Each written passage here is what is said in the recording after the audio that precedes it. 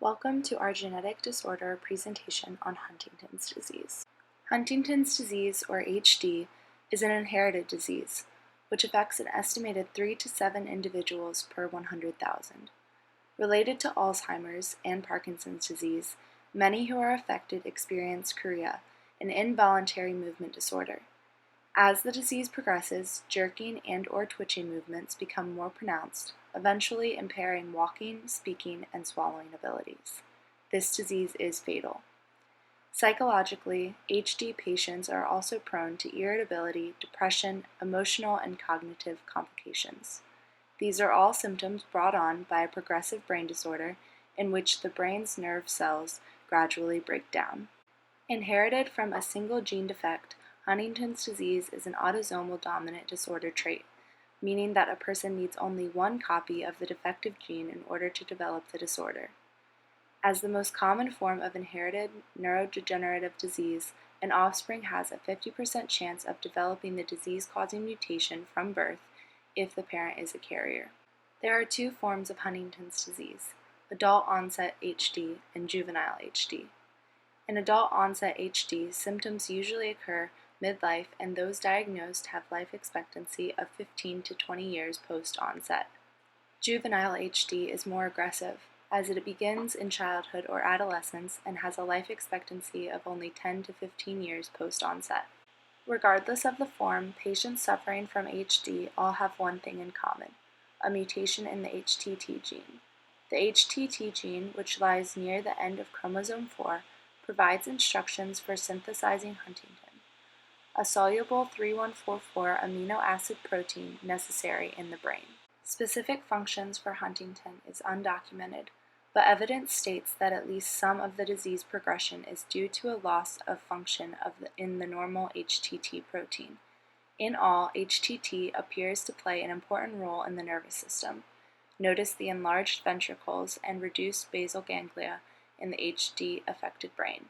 This assumption can be made due to nerve damage caused by the HTT gene mutation.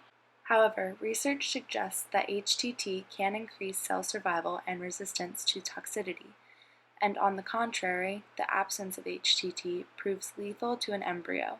This suggests that the presence is crucial to fetal development. The specific mutation is a result of abnormal DNA coding for the amino acid glutamine in the polyglutamine or polyQ tract. The polyQ tract is a portion of a protein that contains a long segment of glutamine amino acids. Once the reference mutation causes the segment to become abnormally long, this leads to the development of Huntington's disease.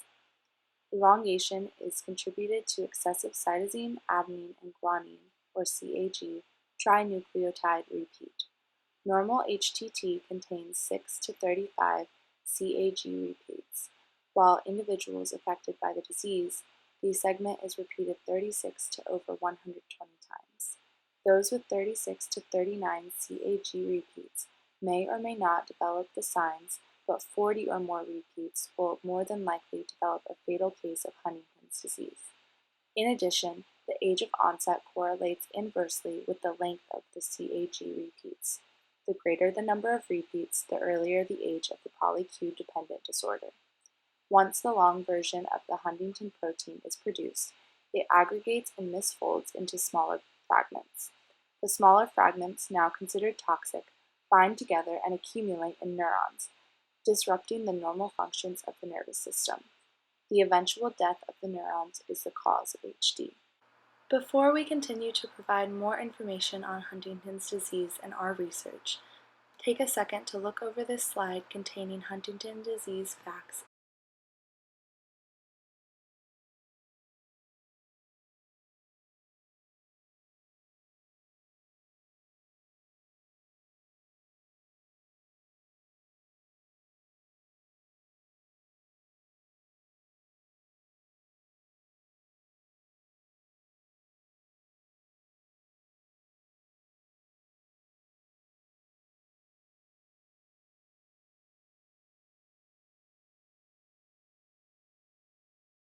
The karyotype of a human affected by Huntington's disease actually looks quite similar to a normal karyotype, but there is a mutation on chromosome 4.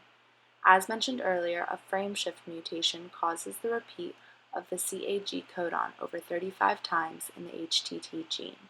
This codon codes for the protein polyglutamine, which is a marker for the many different types of neurodegenerative disorders, including Huntington's. Here is an example of a possible Punnett square resulting in someone affected by Huntington's disease. Since the disease is autosomal dominant, if an individual carries one allele, the disease will be present at some point in their lifetime. In both Punnett squares, red letters mean that the individual is affected by the disease, and black letters mean that the individual is not affected.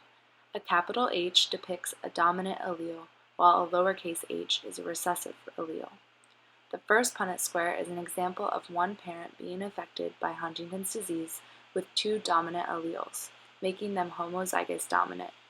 Even though the other parent is not affected by the disease and has two recessive alleles, the Punnett square proves that there is a 100% chance that the offspring of the couple will inherit the dominant trait for the disease. The second Punnett square depicts one parent affected by one dominant allele, making them heterozygous dominant. The other parent does not carry the disease, meaning that they are homozygous recessive. As you can see, the resulting four combinations prove that there is still a 50% chance of the offspring carrying the Huntington's disease allele. Again, if they carry the allele, the disease will show up at some point in their lifetime.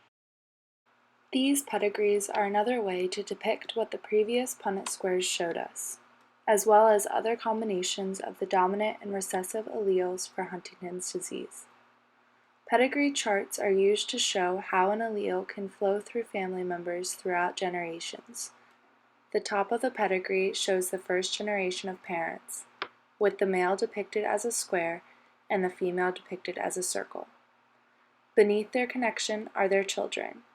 In both pedigrees, one child is married and therefore branches out and shows another generation beneath them.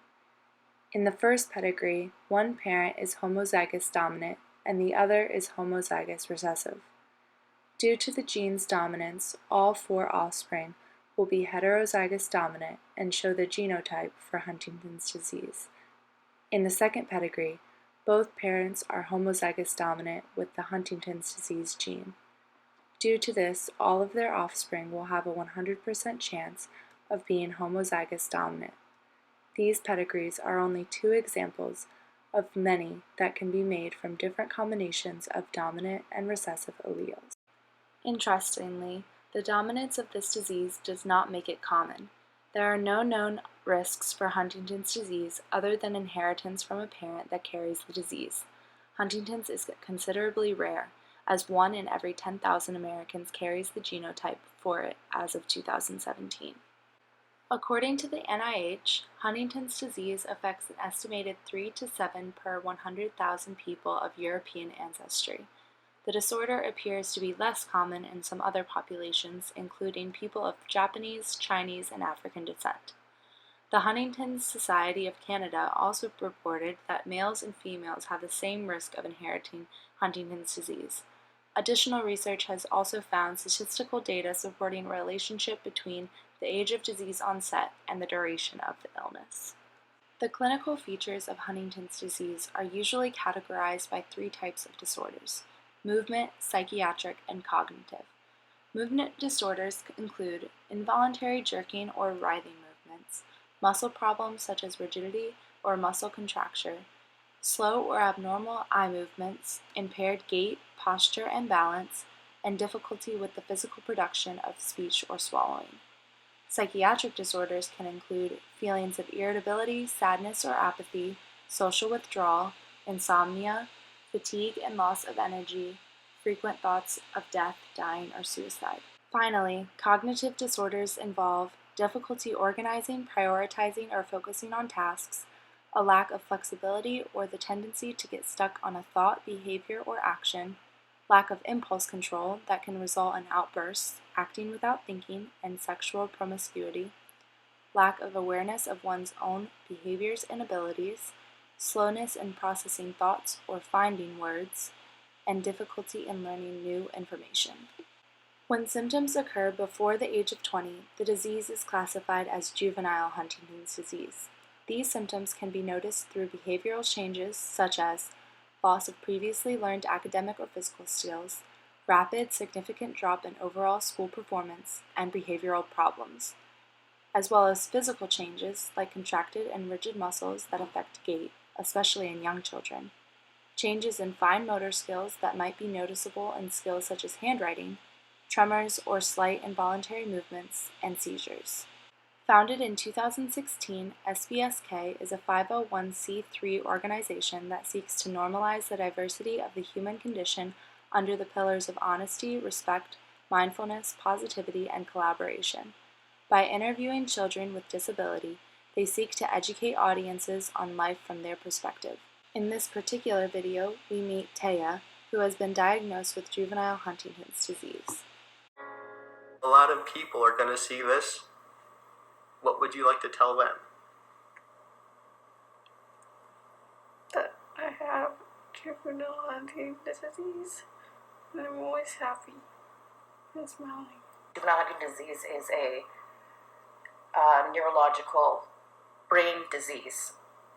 Basically, her brain is deteriorating, which affects her speech, her motor skills, every aspect of life. What has it been like to view your sister go through this? It's, I really honestly feel like I haven't fully come to terms with it. I still think I'm in shock, but it is difficult, but you gotta stay strong, especially knowing that she's going through more, and you gotta keep her happy too. You gotta give her positive energies. After the start of Huntington's disease, a person's functional abilities gradually worsen over time. The rate of disease progression and duration varies. The time from disease emergence to death is often about 10 to 30 years. Juvenile Huntington's disease usually results in death within 10 years after symptoms develop. The clinical depression associated with Huntington's disease may increase the risk of suicide. Some research suggests that the greater risk of suicide occurs before a diagnosis is made and in the middle stages of the disease when a person has begun to lose independence. Eventually, a person with Huntington's disease requires help with all activities of daily living and care. Late in the disease, he or she will likely be confined to a bed and unable to speak. However, he or she is generally able to understand language and has an awareness of family and friends. Common causes of death include pneumonia or other infections, injuries related to falls, and complications related to the inability to swallow. The discovery of the HD gene led to a genetic test to make or confirm the diagnosis of Huntington's disease. Using a blood sample, the genetic test analyzes DNA for the HD mutation by counting the number of CAG repeats in the Huntington gene. Individuals who do not have HD usually have 35 or fewer repeats. Unfortunately, there is no known treatment to stop or reverse Huntington's disease. However, there are some medications that can help keep symptoms under control. Treatment for HD includes the drug tetrabenazine, antipsychotic drugs, antidepressants, and tranquilizers. Patients who exercise also tend to do better than those who do not. Although HD attracted considerable attention from scientists in the early 20th century, there was little sustained research on the disease until the late 1960s when the Committee to Combat Huntington's Disease and the Huntington's Chorea Foundation, later called the Hereditary Disease Foundation, first began to fund research and to campaign for federal funding. In 1977, Congress established the Commission for the Control of Huntington's Disease and its Consequences, which made a series of important recommendations. Since then, Congress has provided consistent support for federal research, primarily through the National Institute of Neurological Disorders and Stroke, the government's lead agency for biomedical research on disorders of the brain and nervous system. Thank you for watching our presentation on Huntington's disease. Here are the sources used to gather the information. If there are any questions, feel free to contact one or more of the group members.